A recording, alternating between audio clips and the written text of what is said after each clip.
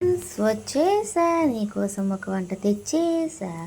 ఈరోజు నేను చపాతీతో ఒక రెసిపీ చేస్తాను ఫ్రెండ్స్. దాన్ని ఏం నాకు తెలీదు, మీరు తెలిస్తే నాకు కామెంట్ చేయండి. ఇప్పుడు ఒక గంటి ఆయిల్ వేసుకుందాం. ఒక టేబుల్ స్పూన్ ఆయిల్.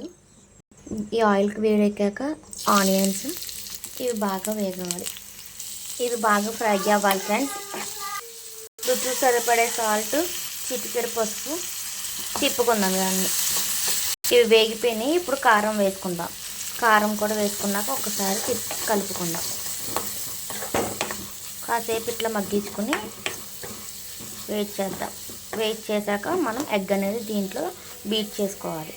ఎగ్ వేసుకున్నాం ఫ్రెండ్స్. ఇది కొంచెం ఎగ్ని కలుపుకుందాం. సేమ్ ఎగ్ పొరటు ఎట్లా చేస్తారో సేమ్ అలానే ప్రాసెస్ అంతా, ఏం లేదు. ఇది కొంచెం వేగిపోయింది కదా, గరం మసాలా వేసుకుందాం.